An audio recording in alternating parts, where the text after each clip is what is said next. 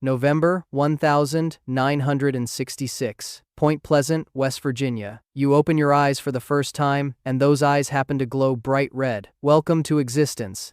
You have no memory of where you came from or why you're here. All you know is that you're standing in an abandoned munitions depot. The locals call the TNT area, surrounded by concrete domes and flooded tunnels.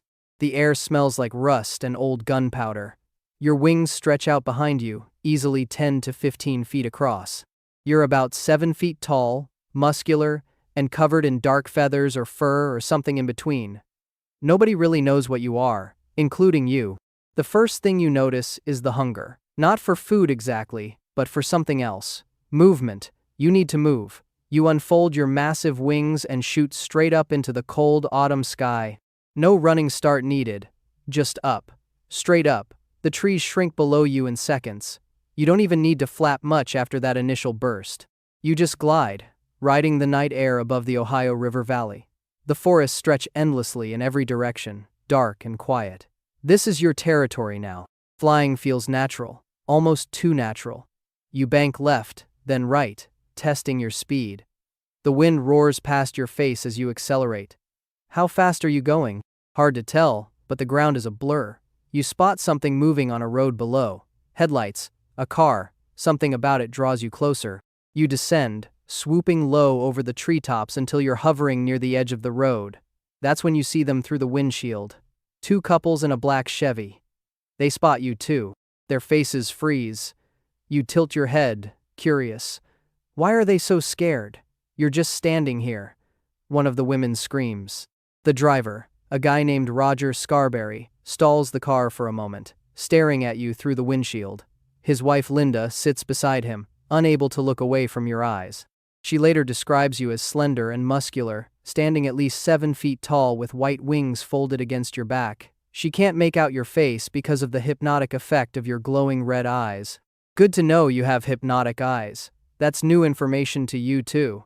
But then you catch a glimpse of yourself reflected in their car window.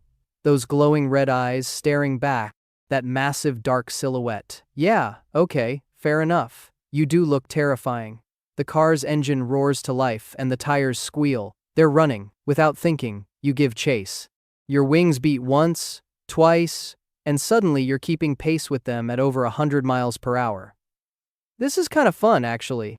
The car swerves wildly as you fly alongside it. You're not even trying to hurt them. You're just curious why they're so worked up, but they don't know that. All they see is a 7-foot-tall nightmare with glowing eyes chasing them down a dark highway. You follow them all the way to the Point Pleasant city limits before losing interest. They screech into town and you peel off, disappearing into the night sky. By morning, the whole town will be talking about you. A local newspaper will call you Mothman, borrowing the name from some comic book villain. You didn't pick the name. You don't even like it. You're not a moth at all. You're something else entirely. Over the next few weeks, the sightings multiply. You can't help yourself. Something keeps drawing you to this area, to these roads, to these witnesses. Just 3 days before the Scarberry encounter, 5 gravediggers spotted you near Clendenin, about 60 miles away. They were preparing a burial when you lifted off from the nearby trees. They didn't call you Mothman though. They just said you were a brown-winged creature that was definitely not a bird. That was your first public appearance. You barely remember it.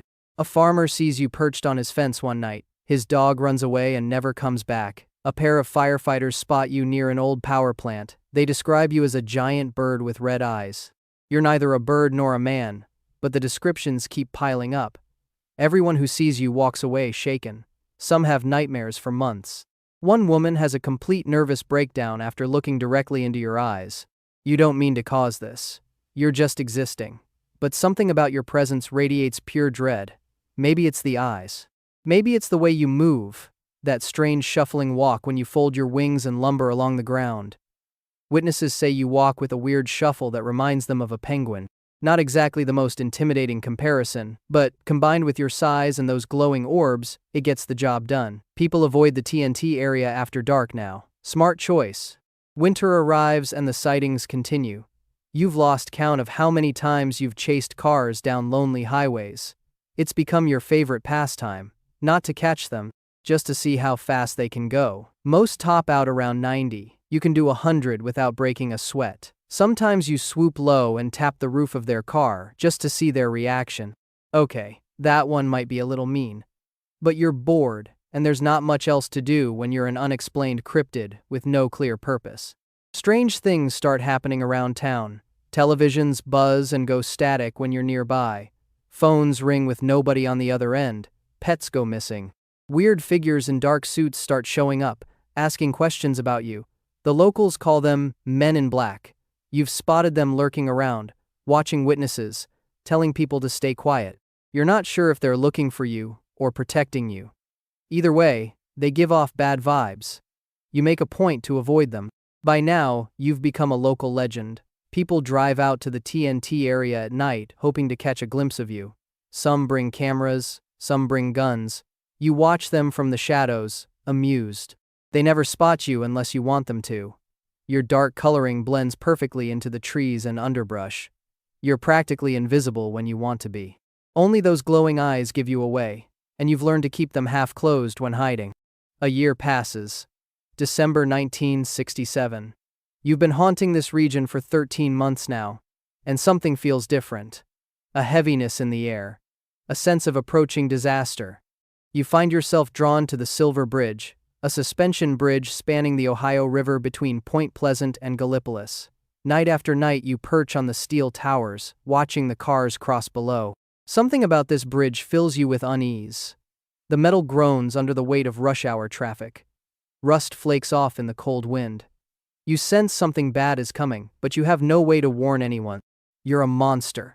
Nobody listens to monsters.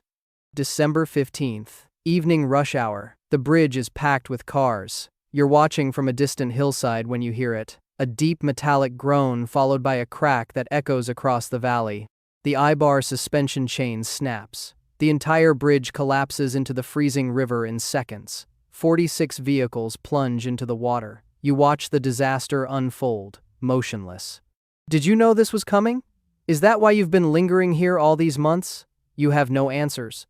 Only this terrible feeling that you were meant to witness this. After the bridge collapse, the sightings stop. Not because you left, but because people stop looking. The town is consumed by grief and recovery efforts. Nobody has time to chase monsters anymore. You fade into the background, spending your nights gliding silently over the forests and rivers. Some wildlife biologists claim you were just a sandhill crane. Others say a barred owl. The sheriff calls you a shitepoke, which is apparently another word for heron. None of these explanations feel right to you. You're 7 feet tall. You can fly 100 miles per hour. You have glowing red eyes that cause psychological trauma. What kind of heron does that? Maybe you were a warning. Maybe you were just a coincidence. You'll never know for sure. But deep down, you suspect your presence here meant something. Creatures in other parts of the world have reported similar beings appearing before disasters. Germany, Russia, Chernobyl. Maybe you're part of something bigger. Maybe you're a harbinger, a cosmic alarm bell that rings when catastrophe approaches. Or maybe you're just a really creepy bird that got lost. Decades pass. The town rebuilds. A new bridge goes up. And slowly, people start remembering you. A statue gets erected in your honor, 12 feet of gleaming metal standing proud in the middle of Point Pleasant. A museum opens, filled with newspaper clippings and witness sketches and merchandise with your face on it. Every September, thousands of people flood the town for a festival in your name. You've gone from terrifying cryptid to beloved local mascot. You still lurk in the shadows sometimes, watching the festival crowds from distant rooftops. They dress up as you, buy t-shirts with your image, and eat Mothman-themed pancakes. You, the creature that caused nervous breakdowns and car chases and widespread terror, now have a Funko Pop figure. There's probably a plush toy version of you somewhere being cuddled by a 5-year-old. The universe has a twisted sense of humor. You let out a screech that echoes across the valley, and somewhere in town, a tourist mistakes it for a promotional sound effect.